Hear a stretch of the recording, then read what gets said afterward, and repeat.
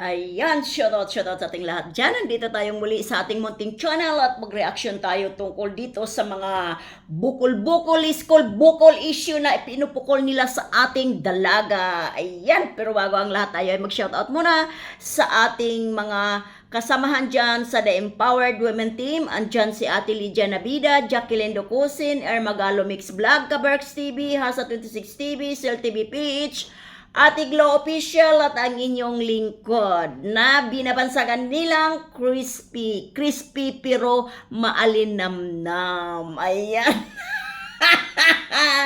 Akala nila ay apektado akits. Hindi ako apektado dyan. Bakit? Maalinamnam na crispy akits. Ayan, na-shoutout na rin sa mga sa mga supporters ng Team Guapa. Shoutout sa inyong lahat at shoutout natin at suportahan natin ang nagdadala sa mukha ng Team Guapa na walang iba kundi si Dr. Love Bridzen at lalong-lalo na ang guwapa natin na walang iba kundi si Beyonce Official. At ayan, nakita natin kahapon, kagabi, yung premiere niya na sinakyan niya ang mga baboy na mga basher niya. Ay baboy naman talaga eh. Di ba? Oh, ano? Na-real talk na naman kayo. Oh, di ba? Minsan, bien, mang-real talk ka. Tama yan. Pero ito din, shout out natin ang mga sponsor niya mula noon hanggang ngayon. Andyan sa tabi ni Beyonce. At andyan pinapatunayan ng mga sponsor na andyan sila dahil nag-sponsor sila dito sa dalawang charity vlogger. Ayan ang patunay. Yung mga charity vlogger dyan na nilangaw na ang mga channel, kung hindi si Beyonce ang laman, walang buhay at hindi sila mabubuhay. Ayan, andyan sa thumbnail natin, nakikita natin ang isyong bukol. Ano ba ang nasa thumbnail natin dyan? Ang maliit na bukol, napapansin. Pero yung malaking bukol, wala silang napapansin. Ayan. O diba?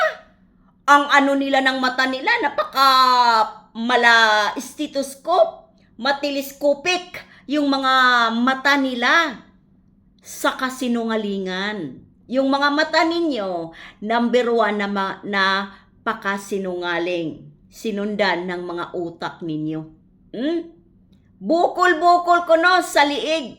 Pero yung bukol dyan sa manabunot ni Beyonce, sa gustong manabunot ni Beyonce, hindi man lang ninyo nakikita. Bakit? Dahil pag yan ang nireaksyonan mo, ninyo ay wala kayong views. Baka sabihin na naman ninyo yan ang nang-insulto kayo. O saan kayo? Yung ini-insulto kayo na may katotohanan? O yung nambalahura kayo na walang katuturan at katotohanan? Sinong nagpakalat dyan? Yung Bunjing, Marzano at Birana na may bukol kuno. Yung mga bukol nila, hindi nila ikapag malaki dahil siguro malasili lang. Kaya yung bukol na kahit walang bukol, ginawa nilang bukol. Pero yung bukol nila na literal na bukol, hindi nila maipagmamalaki dahil kasing liit lang ng sili. Di ba? Yung nanabunot dyan, yung gustong manabunot kay Beyonce, harapan at likuran. Yung bukol, malapunsod ng diwindi. Hindi ninyo nakikita. Hindi ninyo mareaksyonan. Bakit? Dahil alam ninyo, walang views. Diba? At ngayon, kahapon, doon sa live ni Mang Rini, si Kuya Bal at si Beyonce ang thumbnail. At doon, nakikita na may bukol din pala si Kuya Bal. May bukol din pala sa ibaba ng tainga. Hindi ninyo yun napansin. Mabuti pa pala si Mang Rene, ang C4GG. Napapansin nila. yung bukol ni Kuya Bal. Ang galing ninyo, manilip kay Beyonce, pero doon, kay Kuya Bal, mayroon palang bukol din. Panoorin ninyo, si Mang Rene, doon sa thumbnail niya. Sa thumbnail niya, doon niyo makikita si Kuya Bal at si Beyonce. Na may bukol din pala si Kuya Bal. Puro kayo isyo, bukol-bukol, iskol bukol. Pero kayo naman dyan, may mga bukol na hindi ninyo kayang ipagmamalaki. Di ba? Dahil hindi kayo magkapira. Pero dito kay Beyonce, gagawa niyo ng bukol, alam ninyo, maging paldo-paldo kayo. Ang kakapal ng mga mukha ninyo. Sana yung mga bukol, magkatotoo, kayo nagpakalat ng bukol, magkabukol kayo at walang kagalingan. Yang nagpauso dyan sa bukol-bukol? Itong dalawang bunjing na ito? Abangan ninyo, magla-live ako. At yung bunjing na yan, ang topic ko. Pauso kayo ng bukol-bukol. Pero yung kayo pala dyan ay mismo si Kuya Bal, nakikita, napapansin ni Mang Rene na may bukol din pala. Diba? Kung totoo man yun na may bukol si Kuya Bal,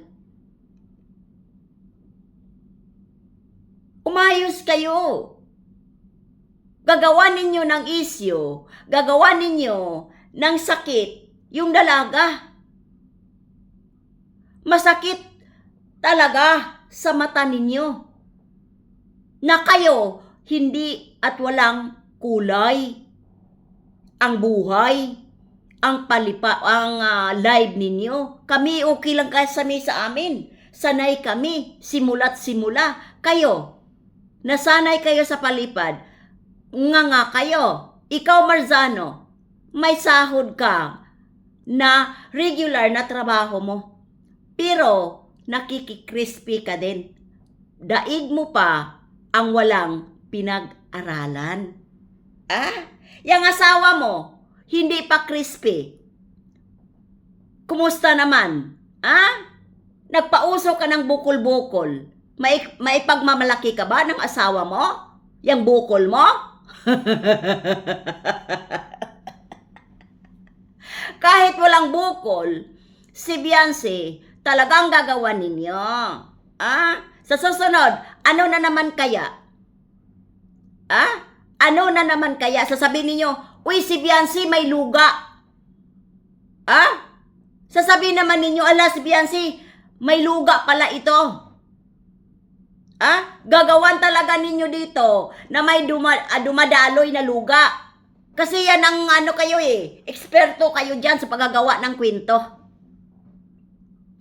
Pero kung kayo'y taong matino, hindi mo yan kayang gawin sa isang tao. Gagawa-gawa ka ng kasinungalingan sa kapwa. Pero kung gawain, ay mani, kayang-kaya ninyo yan. Di ba? Pero pag hindi nyo yan gawain, kahit kailan, hindi ninyo yan magagawa sa tao. Lalong-lalo na dito sa social media, dahil pag nagkadimandahan, nga ka. Dahil alam mo sa sarili mo, nagawa-gawa mo lang. Di ba? Isyo bukol, ilang araw lang, nawala na, namatay na ang isyong bukol. O ano na naman? Bagong pakulo ninyo. Ano na naman ang bagong ipapalabas ninyong pakulo laban kay Beyonce? Kahit anong gawin ninyo. Wala at wala kayong magagawa pa. Dahil sa inyo, pumapalo ang lahat ng mga pinagagawa ninyo. Saan? Sa mga views at palipad ninyo na dati-rati namulaklak kayo ng palipad. Ipinapamukha sa inyo ng Panginoon na yung ginagawa ninyo hindi tama para sa kapwa.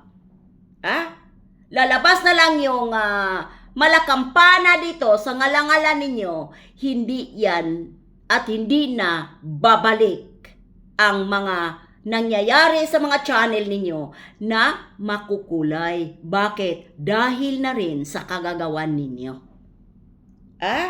Dahil na sa kagagawan ninyo. Di ba? Ipinamuka lang ng Panginoon na yung mga ibinabato ninyong mga kasinungalingan dito kay Beyonce at sa pamilya niya, babalik at babalik sa inyo yan. At ngayon, ramdam ninyo, mga palipad na dati talaga tuwang-tuwa kayo. Pumapalakpak kayo sa tuwa. Pumapalakpak ang tainga ninyo. Pumalakpak ang mga labi ng ibaba ninyo pag nakakita kayo ng palipad. Di ba? Kasi kung tao kayong matino, alam ninyo na gawa-gawa ang kwentong yan, susundan ninyo. Pero kung kayo gawain at sanay kayo, susundan ninyo dahil dyan kayo kumikita. Yan ang katotohanan. Bukol kayo ng bukol? Ano-ano na lang ang nakikita ninyo? Kaya yan ang sinasabi ko. Baka sa susunod, sasabihin ninyo, may luga pala si Beyonce. Di ba? Tigilan ninyo yan sa kagagawa ng mga gawang kwento dito sa pamilya na to at lalong-lalo na kay Beyonce. May mga edad na tayo, bata pa yan. Malayo pa ang mararating yan. Malayo pa ang mararating yan. Tayo pa lubog na ang araw natin. Di ba? Kaya tigilan ninyo yan. Kagagawa ng kwento. Bokol, kung ano-ano. Buntes, kung ano-ano pa.